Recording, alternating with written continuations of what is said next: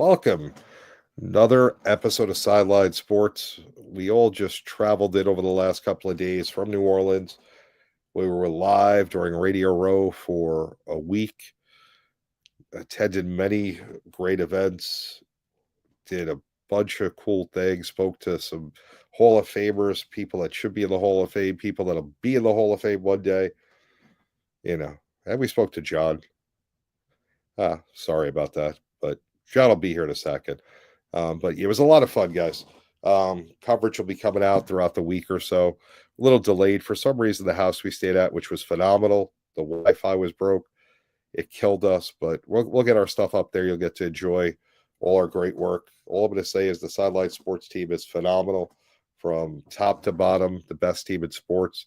Want to give them a big shout out to everybody in the network. They all did a great job this week. Let's bring John in.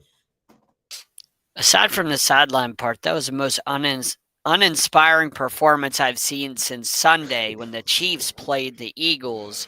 Wow. And they just didn't show up. Kind of like you at the very beginning of the show. Uninspired, didn't show up, lifeless. Just like your Giants fandom, lifeless, and DOA. So that's the way you started it. So we're not going to go into the Giants fan because my Giant won a Super Bowl. Now that he's not a Giant anymore. And I got the picture of my mascot to prove it. Swoop. Wouldn't you say your Eagle won a Super Bowl? You see, we evolved. We'll always be Giants, but we become Eagles. So it's hard to explain. Fan. Right now, I signed a 1-year deal with a fan option for year 2. So they got me for a year. I don't think that's a bad idea. I feel like you should be able to sign a 10-year deal as a fan because you chose when you were 3 years old. You didn't know any better. Or your dad or mom or whoever made you. But I feel like you should have a 10-year deal with an opt-out after 10 years, but you can't go in your division. Maybe you have to jump conferences or something, but you can never go in your division. That's not allowed. But you should be able to jump after a 10-year span or something like that. That would be kind of cool. And then if you do, you might have to buy new stuff, but I feel like that should be maybe a thing, as long as you don't do the division or a rival of that specific team, like the Orioles and Nationals. I couldn't be a Nationals fan, because they're rivals. But I went to the Eagles, so I mean, they're rivals, that's not allowed. You're not allowed to do that. Oh no, it is. They broke the rules. They took Barkley. Yeah. I mean, I'm with Bark. If I was with you, I would have to take your man card from you because you're not allowed to do that as a man. Jump in the same division. See, my team, my former team, has gone ahead and screwed everything up over the last decade, and I've given them a decade to figure it out. You've literally watched them win 2 Super Bowls since 2007. I've never seen an AFC championship. I've seen 1 playoff win in the last 25 years, and you're bitching about not doing anything in the last 14 years. They gave a generational talent to their rival, right? And they wasted years of his career like they did when they picked him, and they're probably going to mess up the draft in April. So, you know what? I signed a 1-year deal with the Eagles. Well, let's see how it goes. I do not take your fandom seriously. You listen. You have an asterisk beside all your fandomness. I live in Chicago. Football, for a year, you have an asterisk. I live in Chicago. I can't watch the games anyway. I'm not paying YouTube because I don't like YouTube. Until they sponsor us, I'm not involved with them. If they sponsor us, I love them. I love everyone that sponsors. You're on fan probation. You are on fan probation for a year. Until next season's over, you're on fan probation. And I will not lift that ban. So anyway, well, let's get to quick hits. It's just me and you right now, John. Dave unfortunately got held up at an event. He will see if he's going to try and get here. That's why I was so out of it when the show started. I was looking at my text. I apologize to the people in Atlanta. Real professional, JB. I'm taking you as serious as I do your fandom. My gosh, you are. When one of the family messages. Jeez.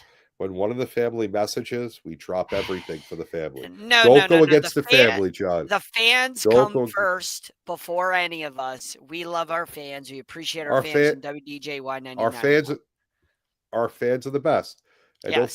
don't forget about our internet station. And the thing is, our fans aren't jumping other places because they're loyal to us and they love us. Right, and They're don't not forget. like you who jumps fandom. The people in Atlanta love us. We love them. So I just want to let you know Hey, that. we're not just Atlanta though. You're Uh, forgetting about our internet station. I, I'm I'm just saying. I'm making sure the Atlanta folks know I that we love care about them. I love Atlanta, but also KSRN, the hottest internet station, Sure, you know, out there. We're there as well. It's a little bit hotter because we're there, but that's besides the point. that's fair. I mean, Atlanta went off the chain since we got there. But let's get to quick hits because we could go on All right, forever just bantering me and you, rabbit hole. right? Does Chiefs tight end Travis Kelsey retire? You can start with this one. Yeah. I definitely think he does. I mean, we've watched him this year and last year, and he just looked disinterested. Ever since Taylor Swift came, he's looked disinterested. That doesn't mean he's not still a good player, but he doesn't look as engaged whenever he plays. In that Super Bowl, there was if you watch the one play, he chipped Josh Sweat and then Mahomes' last option was Kelsey, but Kelsey got out slow to the route. So the chip took a while. Then the route took a while for him to get out of into his route. And Mahomes was already pressuring, couldn't do anything. And so those are the things, the little things that Kelsey's just not doing. And maybe it's age. Maybe it's all these extra games. Maybe 35. Maybe it's just everything's catching up to him. But he doesn't look like the same guy that he did a couple years ago.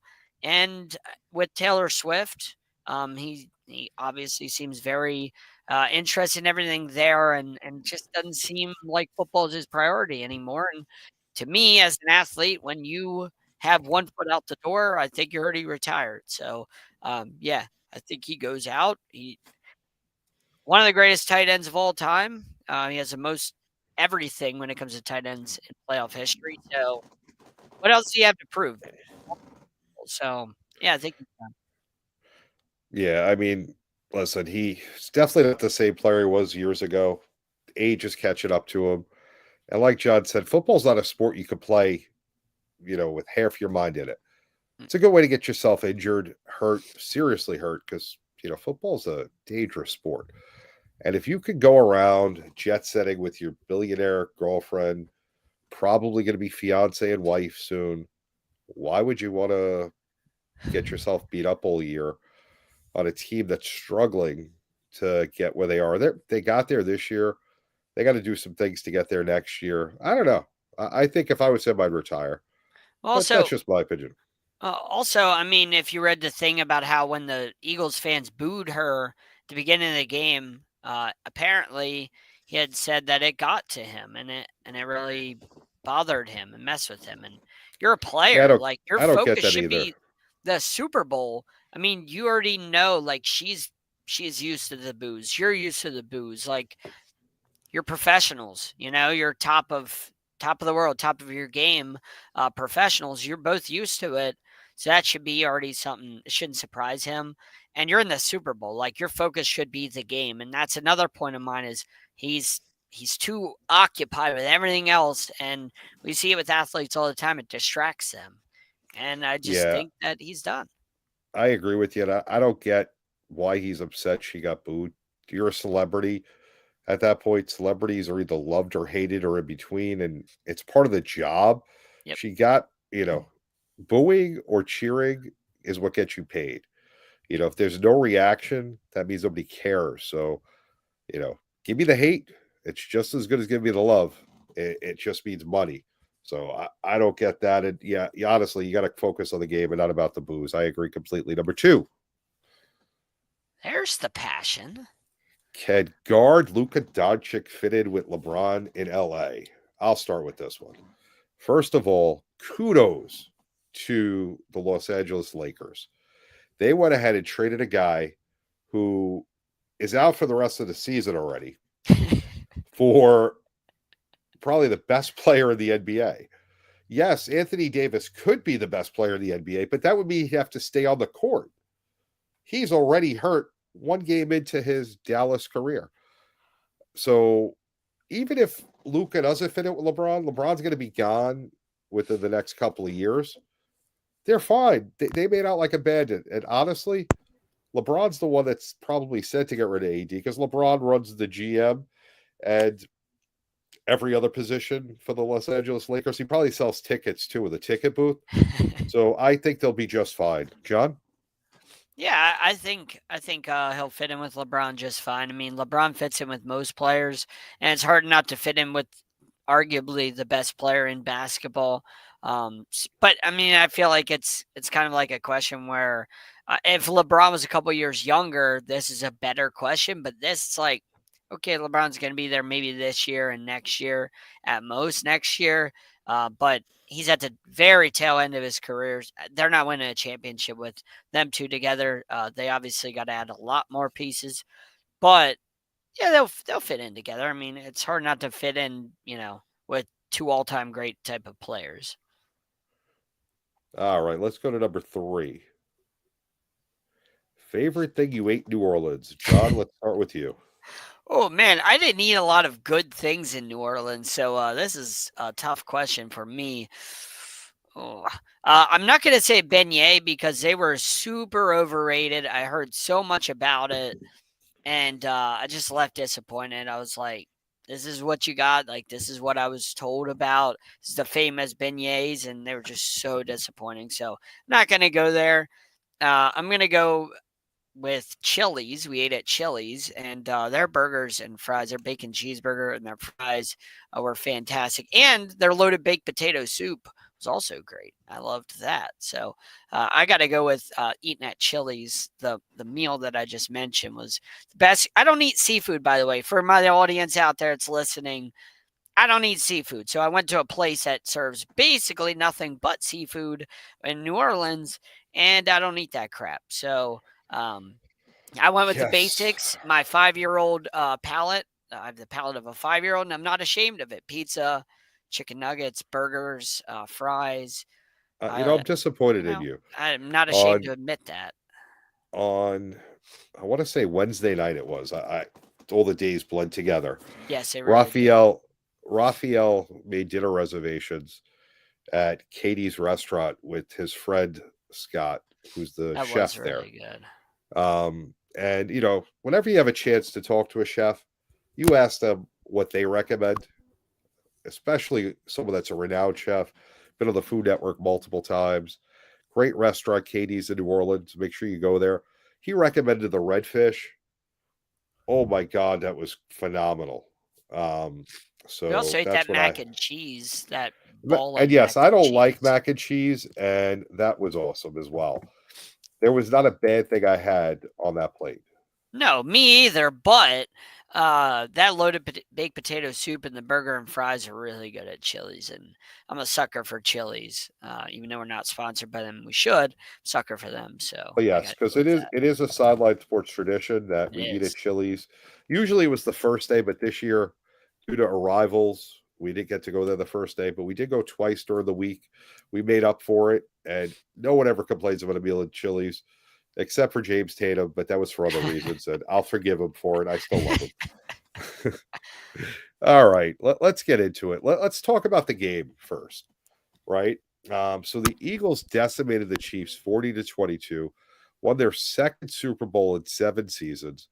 Jalen Hurts was the MVP, 221 passing yards, 72 rushing yards, 3 total touchdowns.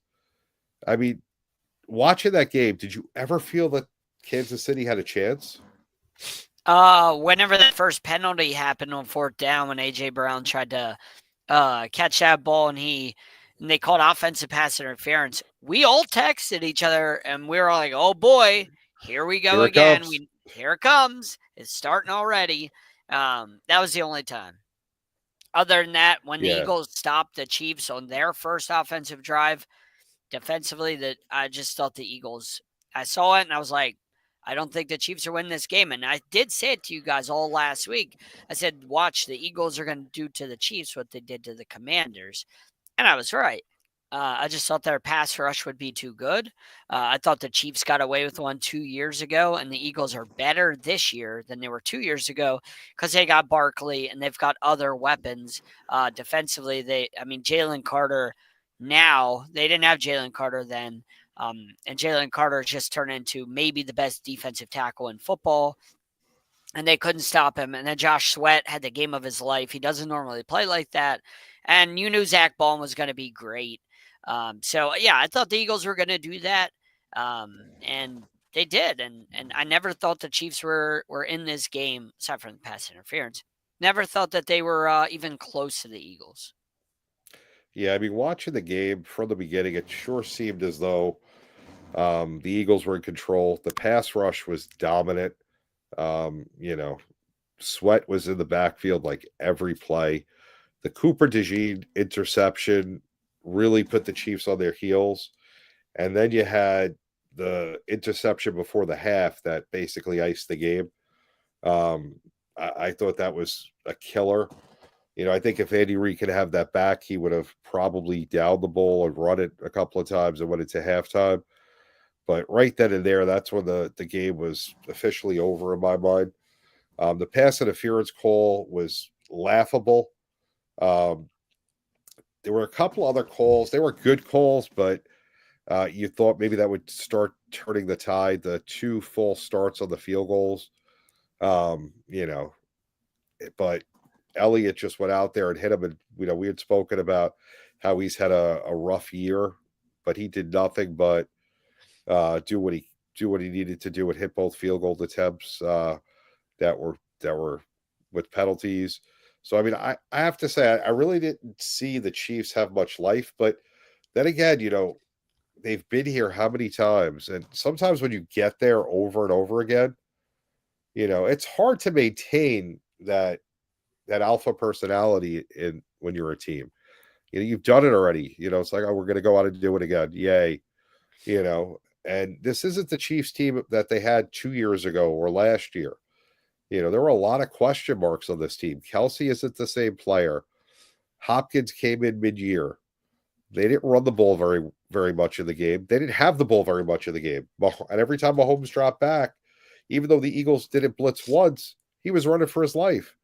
So, I mean, I just think the Eagles just played a perfect game. And Sirianni, who I killed at the beginning of the year, I killed him. I said they got to get rid of him. He coached probably one of the best games I've seen coach since Belichick against the Rams in the Super Bowl, if you talk about coaching in the Super Bowl. So, a lot of respect for Sirianni and the way he called the game. Denzel, what did you think?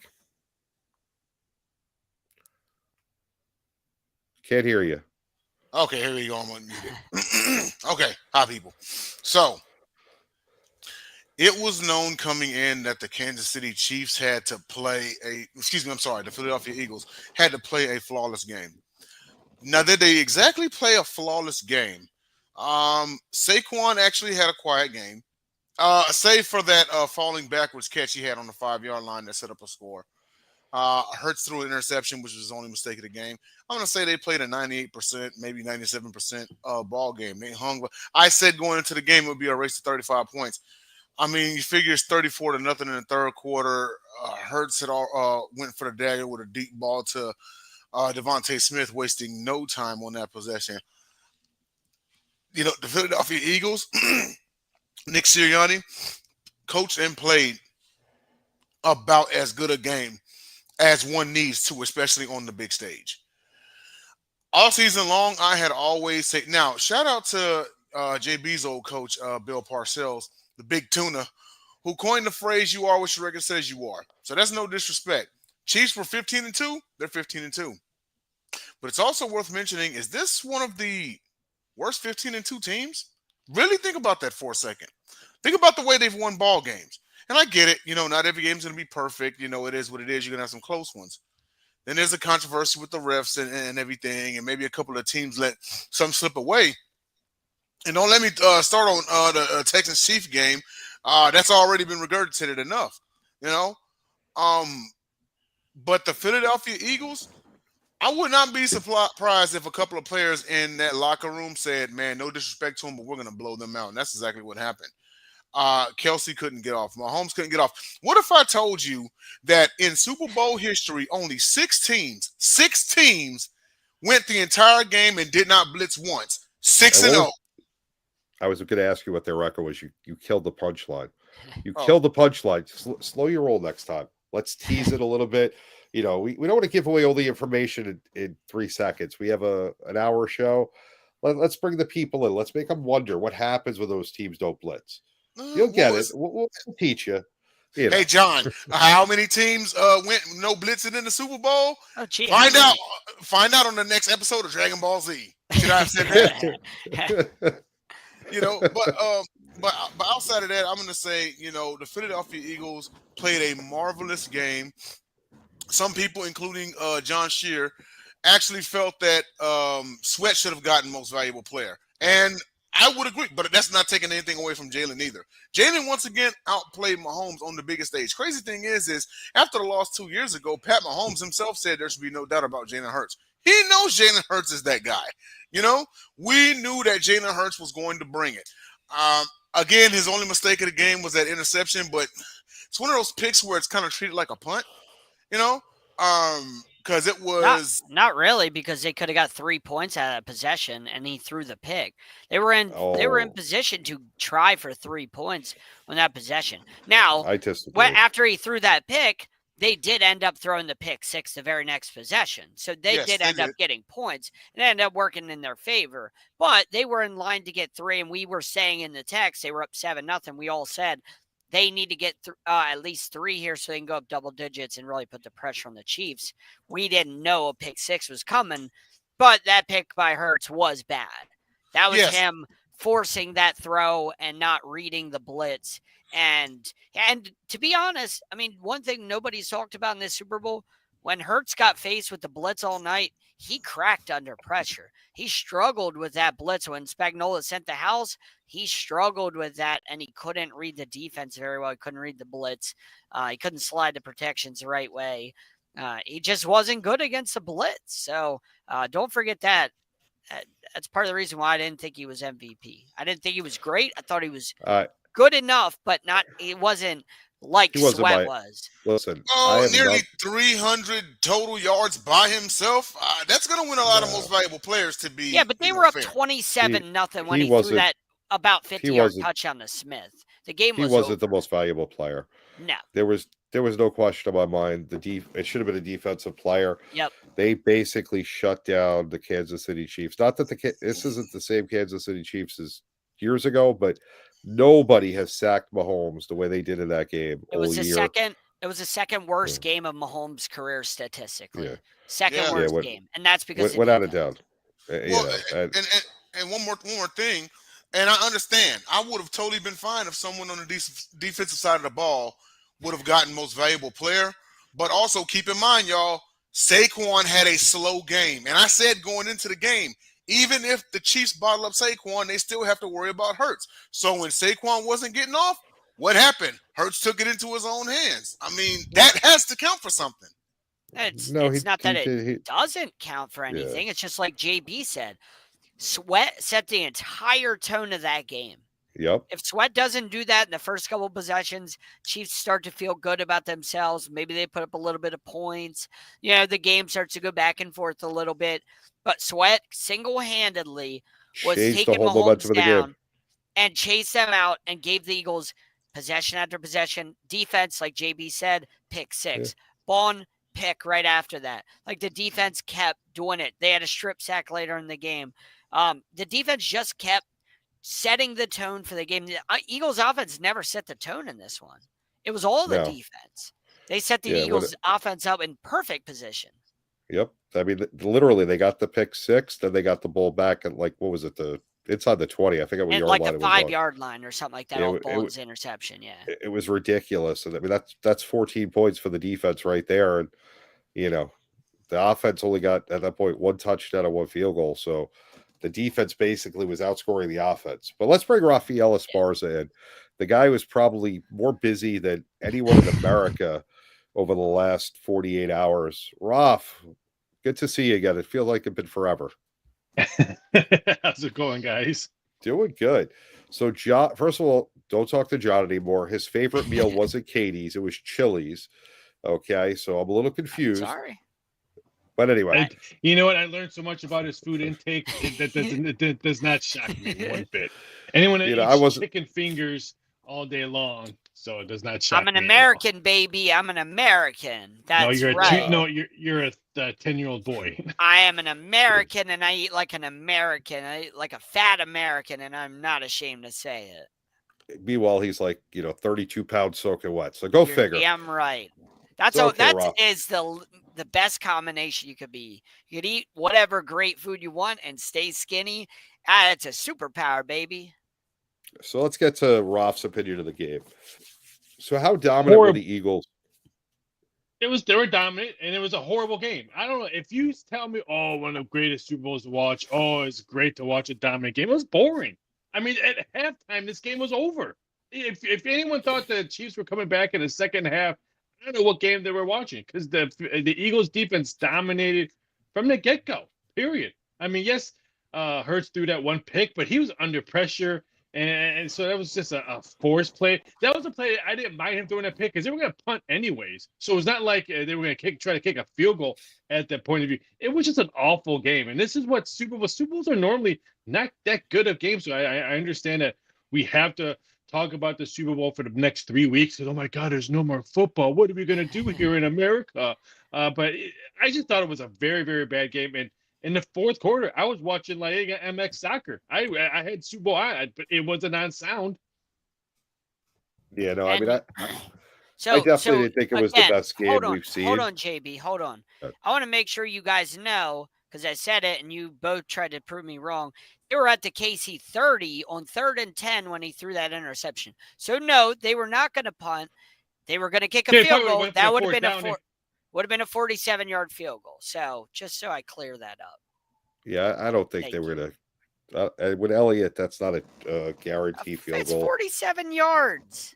It's not a guarantee. It doesn't matter. It was an awful game. It was just a complete awful game. And I was hoping for a good game. And we all said it. We all heard it on Medium Row. It's going to be a close game. It's going to be a close game. And it wasn't. And so, to me, this was a dud, a complete dud. That's why the sportsbook, one of the reports came out today that one of the biggest sportsbook positives they had in a very long time. Because the books, all the KC money came in, all the money on the overs came in on prop bets. Barkley over bets didn't win. Dallas Grit, his tight end catches for Philly didn't come in. Kelsey still hasn't shown up. I mean, it was just a bad game. And I know everyone wants to talk about Eagles. Yes, their defense shined. But I think one of the main reasons why maybe Philly didn't get a defensive player to win the MVP, you can't give up 16 points. I know it was junky, 16 points in the fourth quarter, but the Bears didn't give up 16 points when they were in the Caesar Dome dominating the Patriots. They kept it all on, and they were trying for a shutout the whole game. I think maybe that's swayed it a little bit to give it to Hurts. Yeah, I don't know. I don't think he should have gotten the MVP. I'm disappointed with the choice. Also, you can vote for it too. So I think fans are going to be a lot, you know what I mean, a lot more prone to voting for a guy like Hurts than they are Josh Sweat. You know what I mean? Like, there's a lot more people with Jalen Hurts jerseys than there are Josh Sweat jerseys.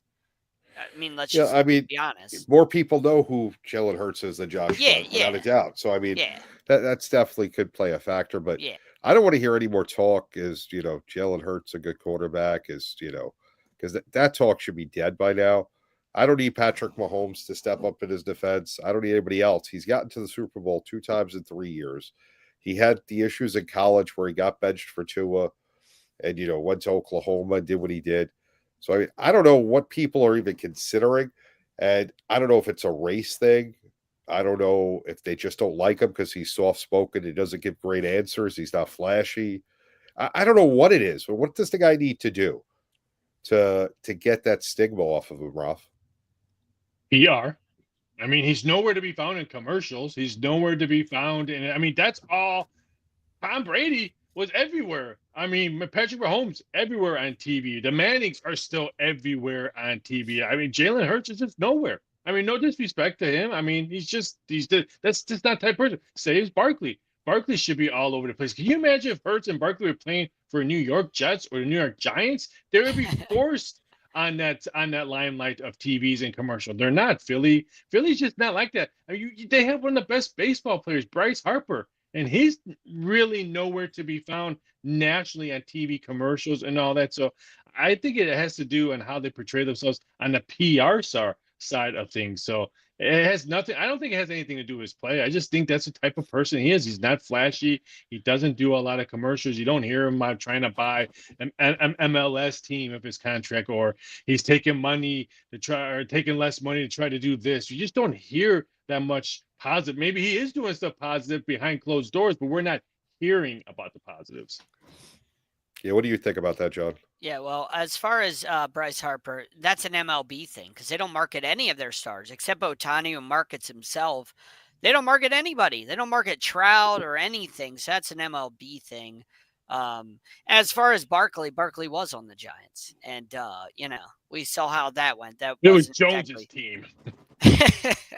So we saw how that went marketing wise. It really didn't do anything. Yeah, I agree with you, though, with Hurts. I mean, he's a quiet guy. He's not very sellable whenever it comes to being in the media. He's not flashy like Mahomes or Brady or Manning. You know what I mean? As far as marketability. So, yeah, I completely agree with you, Raf, in there. But I don't think Hurts is like top 5 quarterback. I would say top 10 quarterback. He's a very good quarterback, but he's not an elite quarterback. I think he's partially, JB, and you may disagree because you're a fan of the Eagles now. He's partially a product of having a fantastic team around him. So perfect offensive line. Essentially, you have basically a perfect running back, great complement of weapons on the outside, number 1 defense in the league. You have a great coaching staff. You've had that basically your whole career. Partially, he's a product of having basically the best setup you can have. I mean, it doesn't take away from him, but that makes me be like, he's very good, not elite. Top 10, not top 5. Yeah, I mean, I can live with that. I mean, I feel as though that people talk about him like he's not even a top 10 quarterback. Well, that's just insane. He just doesn't get the respect he deserves. Do I think he's elite? I mean, if you're putting Mahomes and Hurts in front of me, I'm taking Mahomes every time. Nothing personal. I mean, he's on my team now. Roth, that's it. I'm an Eagles fan, in case you didn't know. I announced that I defected. Swoop took me in on Friday before the Super Bowl, and it's over. I got a 1-year fan option deal to renew, so you never know where I'll be next year. There's an asterisk beside his fandom, so don't take him serious. But, thanks to Swoop for bringing me in on board. But yeah, no, I just feel as though people don't respect him. It's kind of like they did with Lamar when he first got in the league before he started winning MVPs, and I just, he's a leader. He may not have the best stats, kind of like Barkley, except Barkley had 2,000 yards this year. Some guys are just quiet leaders. I don't need a rah-rah leader. I need a guy who's just going to go out there and do his job, win games. That's what it's all about. It's about winning. It's about winning that last game. And, he got them there. He got it done this year. He got them to the final game 2 years ago. Couldn't get it done. But, I definitely think top 10 is where I'd put him. All right, let's talk about Radio Row. So, Raf, tell us what you thought of Radio Row this year compared to last year and all those crazy people in that picture. I always look at Radio Row, and when I do any kind of media events, I look at it as I'm trying to promote my business-wise myself. I know everyone wants to take pictures of the athletes and stuff like that, and that's great. You guys know me; I'm not the biggest fan of taking pictures of athletes. But that's the casino in me. I was not allowed to ask for a picture or an autograph when I worked in casinos when celebrities and athletes and actors and actresses were coming in. So I guess I'm still in that mindset. But for me, I'm always looking for my next business move, or for I want to get on this show. How much am I going to pay to get on the show, or how much they're going to pay for me to get on the show? So I look at it totally business point of view and not fandom point of view. I think a lot of people look at it fandom point of view, then business point of view. I kind of look at it a little bit opposite. Like, how am I going to get on this show, and how's this show gonna pay me to bring my knowledge of either gambling or Vegas or whatever I do. So I kind of look at it totally different and the different mindset. Just talking to people. I mean, people like yourselves and other people, like, they're looking to get good interviews for the show. Hats off. That's the best thing you do. You guys have a platform, get the best interviews. I totally understand that. But for myself and how I look at Radio Row and any kind of media event, how can I improve myself and my wallet? Because my wife has an Amazon addiction. Well, I will say you did mentor us in that, and we actually were on a bunch of different shows. We were on the Mark Moses show in DC. We were on the local Philly Fox station. We were on the ESPN affiliate of Louisiana. So, and a couple others. We were Coach O's Couch, which was a phenomenal show. Women's football, and she had some of the best guests of the week. So we were on that. Which that Fox Philly show reached out to me already and stuff like that. So that's, like I said, for Nice. me, I look at it for like business. But yeah, you guys did great work on other stuff and Yeah. other interviews and all the different shows. And that's what I'm gonna say, we as Sideline Sports in general, that's what we need to do Yes. more and more when we go to these events. Don't look at it like, okay, I want to get on this. I want to get on this so we can get on this, so they can either pay us or we can promote them or stuff like that. So that's what we should look for. Yeah, and thank you for mentoring us with that. I mean, not all great ideas come from me, as much as I wish that was the case. But I got to say, our guys come up with great ideas. Roth came up with that, and I know he does it. So we follow along this year, and it was fun actually going to those shows. And hopefully it leads to more. What about you, Joe? What was your thoughts? Well, first of all, make sure you check us out on KRSN Internet Radio, WDJY in Atlanta 99.1. Make sure you check that out. And also we're on Believe if you don't know that. Check out sidelinesportsnet.com and all of our socials, Sideline Sport 1. We do great work. Our team does great work there. I thought that Radio Row was fantastic. Obviously, JB, I was the photographer all week, so not really doing many interviews, but I got a lot of great shots of a lot of different players in areas that you wouldn't normally see them. So the Malik Neighbors, Tyreek Hills, Deion Sanders, Shador Sanders, Travis Hunter, Shannon Sharp, Stephen A. Smith, guys like that. I was able to shoot all week. So I thought that was pretty cool. And then obviously media night, getting to shoot the Eagles and Chiefs and all the other celebrities out there in the Saints Stadium was pretty cool for me. And obviously everything our team accomplished out there, we will have that up in the next week or so. All of that stuff on our YouTube, on our on sidelinesportsnet.com. Yes, Jay, I don't forget I photographed AJ Brown inside joke, which I did. AJ Brown was really cool. So we did a lot of great things. Sideline Sports does a lot of great things. We have a lot of great members. And make sure you check us out on all of the places that we do. We do the interviews, the photography. We get a lot of shots that a lot of people don't see. Like I photographed Donovan McNabb, Michael Irvin at 1:30 in the morning in a bar on Bourbon Street. Who would have guessed that Michael Irvin and McNabb would have been in a bar at 1:30 on Bourbon Street during the middle of the week? Well, I photographed it. So, it'll be up, it's actually up on my IG. So those are just things that we capture, and we do many different things, and I'm proud of our team. So I've rambled enough. JB, what about you? Now that he's done rambling, on to me. So I do most of the interviews. And I try and mix in who does it with me, either Dave or James and Jay from the Gauntlet, even Will Peralta sometimes. JB, before you go on, this, just so the fans know, this is our little insight into what we do. So we're kind of giving you behind the curtains thing. Go on, JB. Yeah, so we had some great interviews this year. We got Kurt Schilling, and as we all know, if you've watched this show long enough, I'm a Yankee fan, and he beat the Yankees in two different postseasons, especially two heartbreaking postseasons against Arizona in 2001, the 9/11 year, Game 7. And then, of course, in 2004, when the Red Sox came back 3-0, and he had that ring on when the Red Sox won that World Series. So, it was like a little bittersweet. I mean, it's always great to get a great interview, and he was a great interview. But seeing that ring, and him flaunting it in front of me, and then rubbing it on my arm. All right, you went a little too far, Kurt, but whatever. Then we had Cam Hayward, who's going to be a first ballot Hall of Famer. Thurman Thomas, who you saw here a couple of weeks ago. The list goes on and on. We had people from college basketball. We had, one of the 5-star college football recruits that was in South Carolina as a freshman who had a great year. We had people from all different sports. As I said, we went on a bunch of different shows and did some interviews. It was a really fun experience. I will say we did miss Mike Babchek. We were supposed to meet up with him, and our schedule just didn't coincide, and we never found him. It was a shame. I'm sure he was on Bourbon Street every night. We were on Bourbon Street because we were on Bourbon Street every night.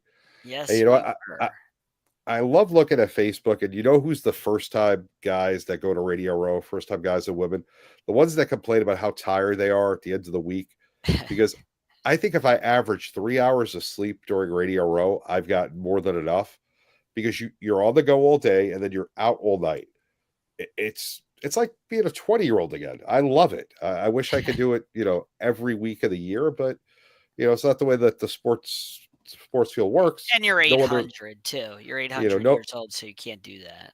And no other league has figured it out. I mean, you would think MLB would find a way to do this, and the NBA, because it draws such attention. You have so many people there, and it's a no-brainer. They need to figure this out. The NFL puts on the greatest events. You can bring everybody on, Jay, because I want to see everyone's reactions to some things. All right, so Ralph, what was your favorite experience during this Radio Row? I think my favorite experience, and me, NFL is not the creme of the creme in my book, but the NBA took over Super Bowl week with the big trade of Luka. Everyone on Media Row was still talking about the Luka trade and the Lakers and stuff like that. That normally never happens in any NFL event, and I don't care if it's the Pro Bowl, NFL draft, it's NFL. I've never seen anything happen like that with Luka being traded to the Lakers during a Super Bowl week that was talked about on Media Row. That was kind of probably what I will never forget, because that doesn't really happen here in the USA, because we were force-fed the NFL 365 days. What commercials did I just see watching college basketball? The Combine. Really? The Combine? Let's talk about March Madness. Pitchers and catchers reporting soon. And we have to see commercials about the Combine? Give me a break. Yeah, I got to agree with you. That Luka thing was wild. And, it was the talk for Monday and Tuesday, because Radio Row is never that crowded Monday and Tuesday for you listening. But once Wednesday comes, it's basically wall to wall of everybody you could think of that's an NFL star, and then celebrities and all sorts of things. John, what was your favorite thing about this year's Radio Row? Well, I mean, let me first point out that I think part of the reason why everybody was talking about the NBA is because JB, you and I talked about this, and the other guys did. Like, there wasn't as much interest in this game talking wise, because we've seen this before. We've seen the Chiefs 5 times in the last couple of years. So everybody's Chiefs out. Everybody is fatigued on Mahomes and the Chiefs. Saw this matchup 2 years ago. So I think everybody's kind of like, we want to talk about something else. Like, a lot of us didn't want to talk about this game as much as you normally would want to talk about a Super Bowl game. My favorite experience was getting to go to the Ronald McDonald House in New Orleans. We got to go and visit with the sick kids and their families and spend some time with them and joke around with them. And the Eagles cheerleaders came, and Swoop came, and Marnie Schneider, who helped set that up, orchestrate that. She's just a great woman.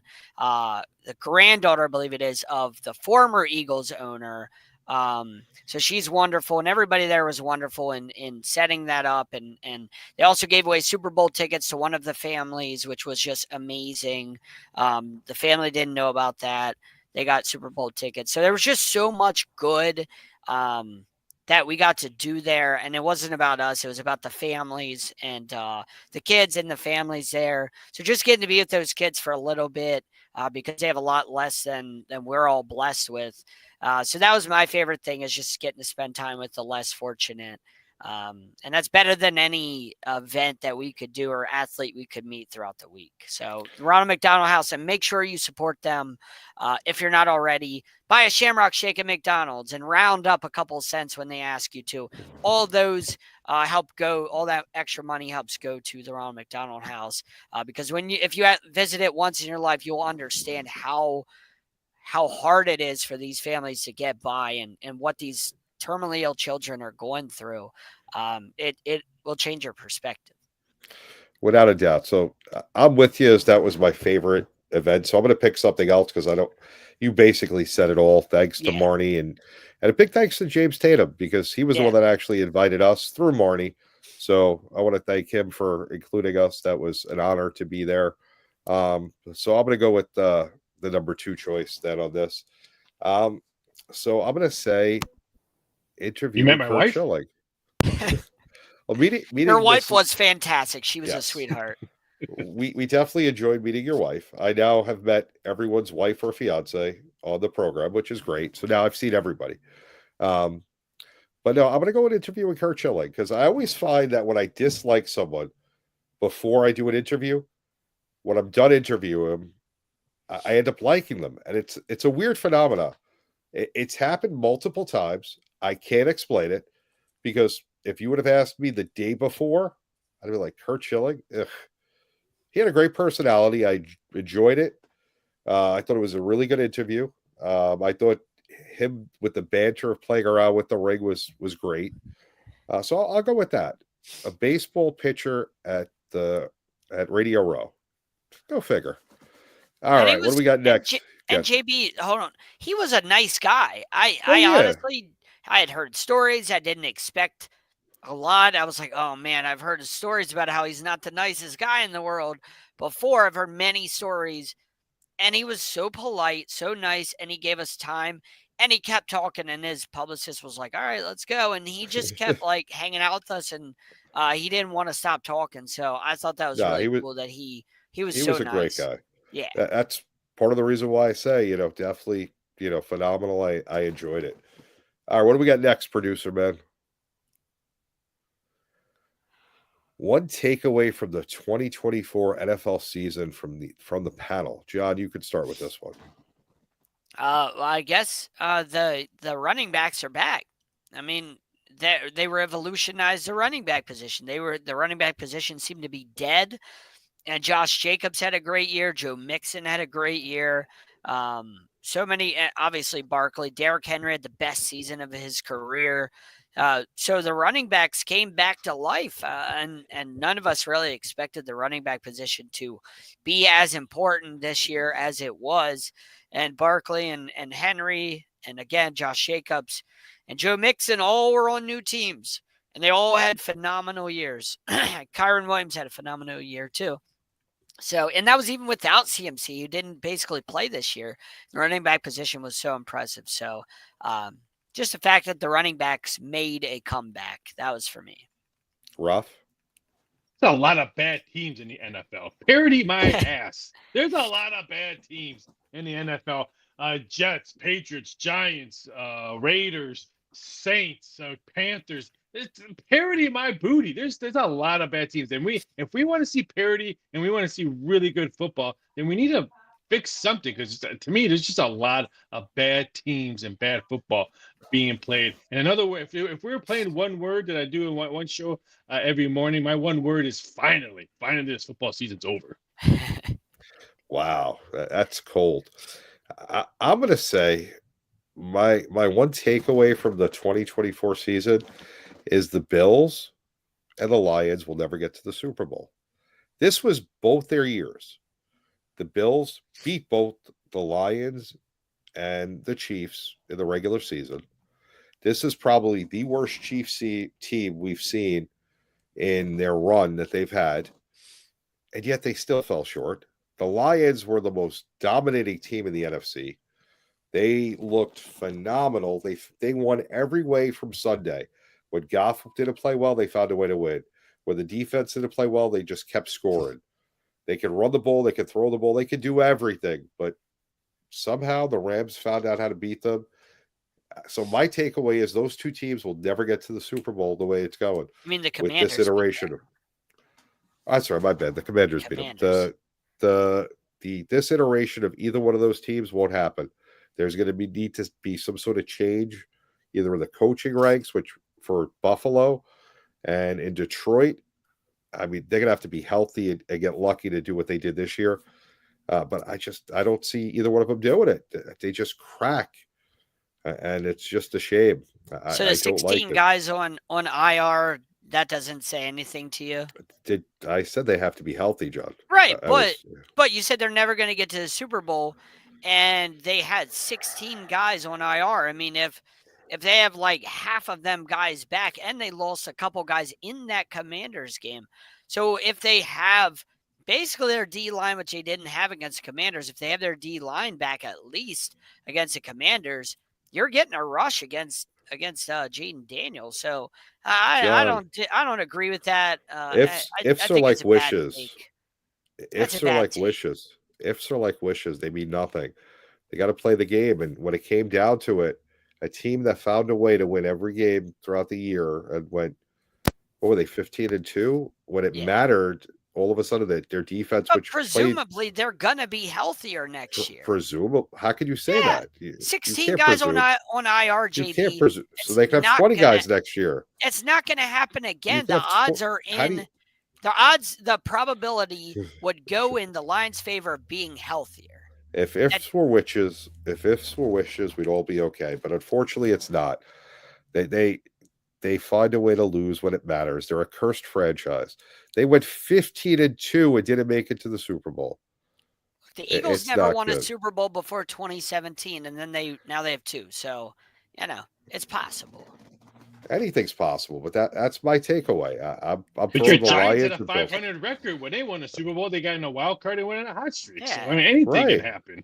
Right. My ex-Giants, I broke up with them, Ralph. I'm with Swoop now. He took me over with Bark. Got that 1-year deal. We're going to go on Broad Street. We're not going to climb up poles because they grease them. So we're not doing that. But we're going to go on Broad Street. We're going to celebrate. Friday's the parade. Not going to be. I hope you don't celebrate like the Eagles fans did Sunday. That was an abomination. Listen, Eagles fans are going to Eagles fans. The city of Philadelphia is very passionate. And let me ask you. This has been bothering me since I saw what happened Sunday. It's been bothering me, and I've been wanting to ask this on the show. Okay, so Raph, let me ask you, why, as a fan, if your team wins or they lose, why do you feel the need, as a fan, to go and break a window, knock down light poles, knock down stop signs, knock down red, yellow, green lights? Why do you feel the need to take a mail carrier's cart, take all the mail out and start throwing it around? Why do they do that? Because if my team wins, I'm not like, hey, let's go burn down a city. I don't understand the concept of, oh, I'm excited my team won. Let me go destroy public property and ruin people's lives.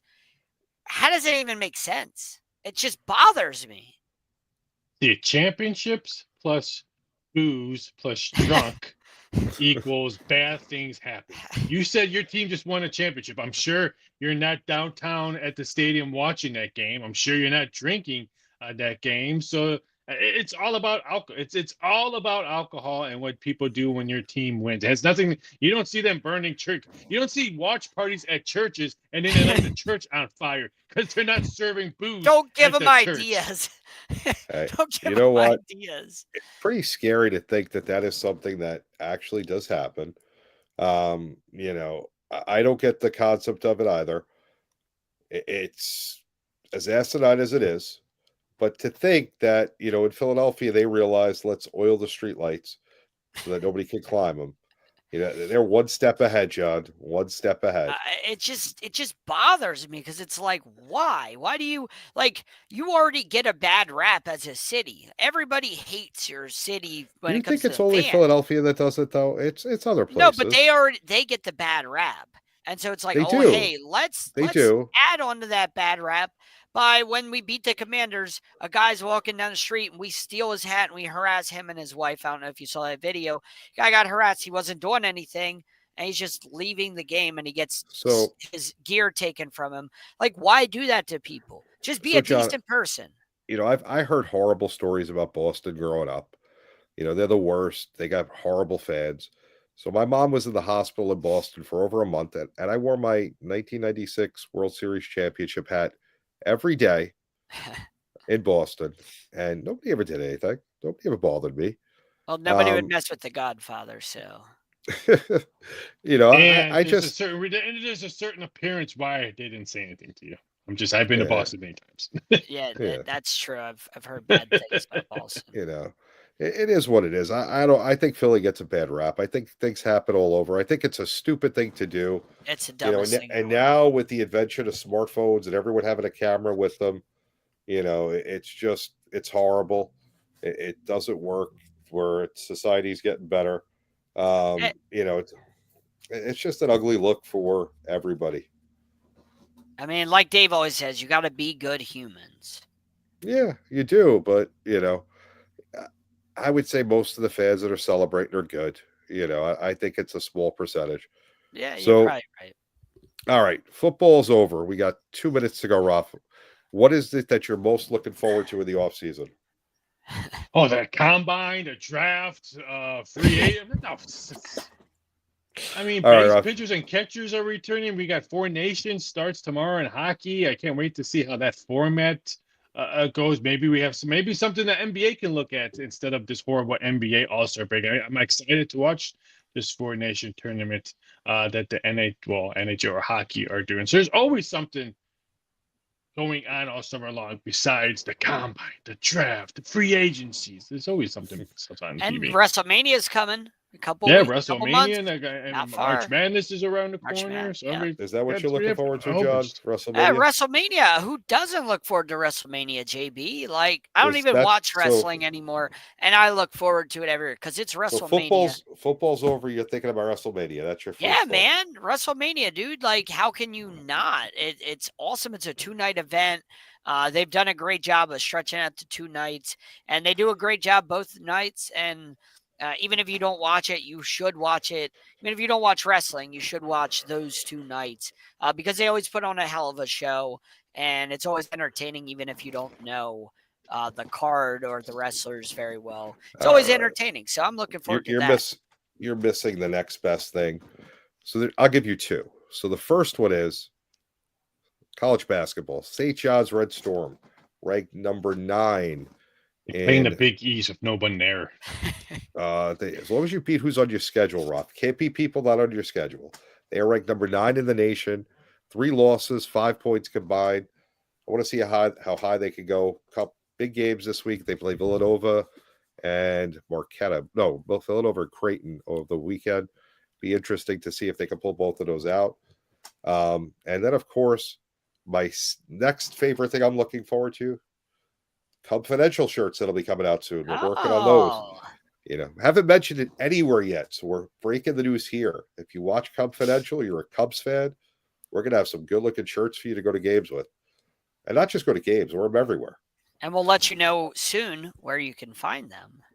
Yes, a lot of exciting things happening, but we're out of time.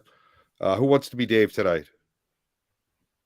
You need good humans. There you go. Good humans. All right, guys. We will see you next week. Seahawks. We'll try and do this again. We'll talk about something different. Maybe we'll talk about football and all next week. I'll make them study some college basketball, some NBA. No NHL. We'll stay out of that. All right. See you next week, guys.